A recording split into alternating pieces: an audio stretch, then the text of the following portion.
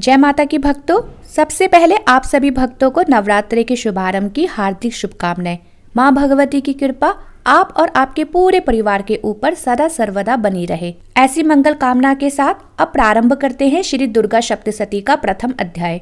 महर्षि मार्कंडेय जी बोले, सूर्य के पुत्र सावर्णी की उत्पत्ति की कथा विस्तार से कहता हूँ। सावर्णी आदि शक्ति महामाया की कृपा से जिस प्रकार मनवंतर के स्वामी बने उसका हाल भी सुनो। पहले स्वरोचिस नामक मनवंतर में चैत्रवंशी सूरत नाम के एक राजा थे। पूरी पृथ्वी पर उनका राज्य था। वह प्रजा को अपने पुत्र के समान मानते थे। नीति के अनुसार राज्य करते हुए भी कोला विदवंशी राजा उनके शत्रु बन गए। दुष्टों को दंड देने वाले राजा सूरत की उनके साथ लड़ाई हुई। कोला विदवंशियों की संख्या कम होने पर भी राजा सूरत युद्ध में उनसे हार गए। तब वह अपने नगर में आ गए। केवल अपने देश का राज्य ही उनके पास रह गया और वह उसी देश के राजा होकर राज्य करने लगे। किंतु उनके शत्रुओं ने वहां भी आक्रमण कर दिया। राजा को बलहीन तथा उदास देखकर उनके दुष्ट मंत्रियों ने राज्य की सेना और खजाना अपने अधिकार में कर लिया। राजा सूरत अपने राज्य के अधिकार को हारकर शिकार खेलने के बहाने घोड़े पर सवार होकर वहां से एक भयंकर वन की ओर चले गए। उस वन में उन्होंने महर्षि मेधा का आश्रम देखा। वहां महर्षि मेधा अपने शिष्यों तथा मुनियों के साथ बैठे हुए थे और वहां कितने ही हिंसक जीव परम शांति भाव से रहते थे। राजा सूरत ने महर्षि मेधा को प्रणाम किया और महर्षि ने भी उनका उचित सत्कार किया। राजा सूरत महर्षि मेधा के आश्रम में कुछ समय तक ठहरे।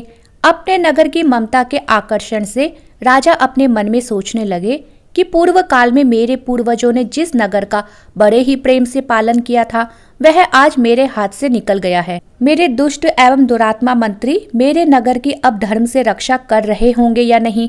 मेरा अत्यंत प्रिय हाथी जो सदा मद की वर्षा करने वाला सूरवीर था, मेरे शत्रुओं के वशीभूत होकर ना जाने क्या दुख भोग रहा होगा।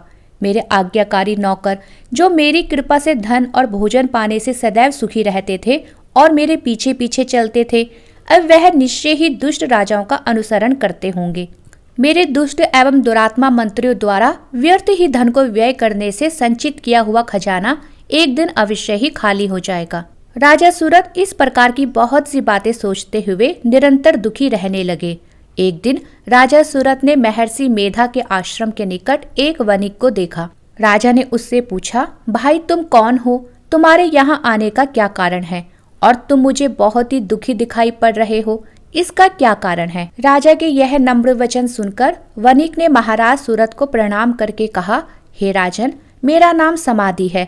मैं धनियों के कुल में उत्पन्न एक वैश्य हूँ। मेरे दुष्ट स्त्री पुत्रों ने लोभ से मेरा सब धन छीन लिया है और मुझे घर से निकाल दिया है।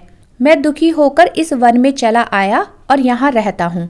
मैं इस बात को भी नहीं जानता कि घर में इस समय सब कुशल से हैं या नहीं। मुझे अपने परिवार का आचरण संबंधी कोई समाचार भी नहीं मिल रहा है कि घर में सभी इस समय कुशल पूर्वक हैं या नहीं। मैं अपने पुत्रों के संबंध में यह भी नहीं जानता कि वह सदाचारी हैं या फिर दुराचार में ही फंसे हुए हैं।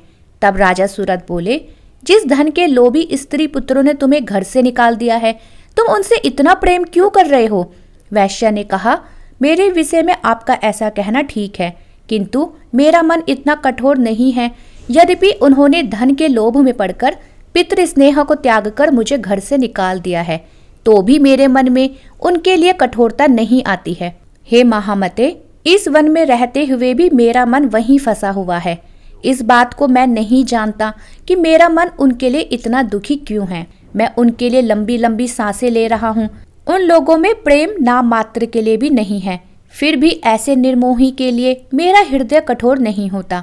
महर्षि मार्कंडेय जी ने कहा, हे ब्राह्मण। इसके पश्चात राजा सूरत और वह वैश्य दोनों महर्षि मेधा के समीप गए और उनके साथ यथा योग्य न्याय संभाषण करके दोनों ने वार्ता आरंभ की। राजा सूरत बोले, हे भगवान, मैं आपसे एक बात पूछना चाहता हूँ, सो आप कृपा करके मुझे बताइए। मेरा मन मेरे अधीन नहीं है, इससे मैं बहुत दुखी हूँ। राज्य धन आदि की चिंता अभी तक मुझ में बनी हुई है और मेरी मोह माया अज्ञानियों की तरह बढ़ती जा रही है। और यह समाधि नामक वैश्य भी अपनों से अपमानित होकर आया है। इसके स्वजनों ने भी इसे त्याग दिया है। स्वजनों से त्यागा हुआ भी यह उनसे हार्दिक प्रेम रखता है, इस तरह हम दोनों ही दुखी हैं। हे महाभाग, उन लोगों के अवगुणों को देखकर भी हम दोनों के मन में उनके लिए ममता जनित आकर्षण उत्पन्न हो रहा है। सब कुछ जानते हुए भी हम मूर्ख बनकर दुखी क्यों हो रहे हैं? महर्षि मेधा ने कहा, विषम मार्ग का ज्ञान सब जंतुओं को है। सभी के लिए विषय पृथक पृथक होते हैं। कुछ प्राणी दिन में नहीं देखते हैं और कुछ रात को, परंतु कुछ जीव ऐसे हैं जो दिन और रात दोनों में देख सकते हैं। यह सत्य है कि मनुष्यों में ज्ञान प्रधान है, किंतु केवल मनुष्य ही ज्ञानी नहीं होता। पशु पक्षी आदि भी ज्ञान रखते हैं। जैसे यह पशु ज्ञानी है, वैसे ही मनुष्यों का ज्ञान है, और जो ज्ञान मनुष्यों में है वैसे ही पशु पक्षियों में है, तथा अन्य बातें भी दोनों में एक जैसी पाई जाती है। ज्ञान होने पर भी इन पक्षियों की तरफ देखो कि ये अपने भूखे पीड़ित बच्चों की चोंच में कितने प्रेम से अन्न के दाने डालते हैं। हे राजन, ऐसा ही प्रेम मनुष्यों में अपनी संतान के प्रति पाया जाता है। लोभ के कारण अपने उपकार का बदला पाने के लिए मनुष्य पुत्रों की इच्छा करते हैं और इस प्रकार मोह के गड्ढे में गिरते हैं। भगवान श्री हरि की जो माया है, उसी से यह समस्त संसार मोहित हो रहा है। इसमें आश्चर्य की कोई बात नहीं है, क्योंकि वह भगवान विष्णु की योग निद्रा है। यह माया ही है जिसके कारण संसार मोह में जकड़ा हुआ है। यही माया भगवती देवी ज्ञानियों के चित्त को बलपूर्वक खींचकर मोह में डाल देती है और उसी के द्वारा संपूर्ण जगत की उत्पत्ति होती है। यही भगवती देवी प्रसन्न होकर मनुष्यों को मुक्ति प्रदान करती है। यही संसार के बंधन का कारण है तथा संपूर्ण ईश्वरों की भी स्वामिनी है। महाराज सूरत ने पूछा, हे भगवान, कौन है यह देवी जिसको आप महामाया कहते हैं? वह कैसे उत्पन्न हुई और उसका कार्य क्या है? उसका चरित्र कैसा है? प्रभु, उसका जैसा प्रभाव हो, जैसा स्वरूप हो, वह सभी कृपा करके आप मुझसे कहिए। मैं आपसे सुनना चाहता हूँ। महर्षि मेधा जी बोले, हे राजन, वह देवी तो नित्य स्वरूपा है। उसके द्वारा ही यह समस्त संसार रचा गया है। तब भी उसकी उत्पत्ति अनेक प्रकार से होती है। वह सब आप मुझसे सुनो। वह देवताओं का कार्य सिद्ध करने के लिए प्रकट होती है। उस समय वह उत्पन्न हुई कहलाती है। संसार को जलमय करके जब भगवान विष्णु योग निद्रा का आश्रय लेकर शेष सैया पर सो रहे थे, तब मधु और कैटब नाम के दो असुर उनके कानों की मैल से प्रकट हुए और वह श्री ब्रह्मा जी को मारने के लिए तैयार हो गए। श्री ब्रह्मा जी ने जब उन दोनों को अपनी ओर आते देखा और यह भी देखा कि भगवान विष्णु योग निद्रा का आश्रय लेकर सो रहे हैं, तो वह उस समय श्री भगवान को जगाने के लिए उनके नेत्रों में निवास करने वाली योग निद्रा की स्तुति करने लगे। श्री ब्रह्मा जी बोले, हे देवी, तुम ही स्वाहा, तुम ही स्वधा और तुम ही वशिष्ठकार हो। स्वर भी तुम्हारा ही स्वरूप है। तुम ही जीवन देने वाली सुधा हो। नित्य अक्षर प्रणव में आकार, उकार, मकार इन तीनों मात्राओं के रूप में तुम ही स्थित हो। इसके अतिरिक्त जो बिंदुपद अर्धमात्रा है, जिसका विशेष रूप से उच्चारण नहीं किया जाता, हे देवी, वह भी तुम ही हो। संध्या, सावित्री तथा परम जननी तुम ही हो। तुम इस विश्व को धारण करने वाली हो। तुमने ही इस जगत की रचना की है और तुम ही इस जगत की पालन करने वाली हो और तुम ही कल्प के अंत में सबका भक्षण करने वाली हो।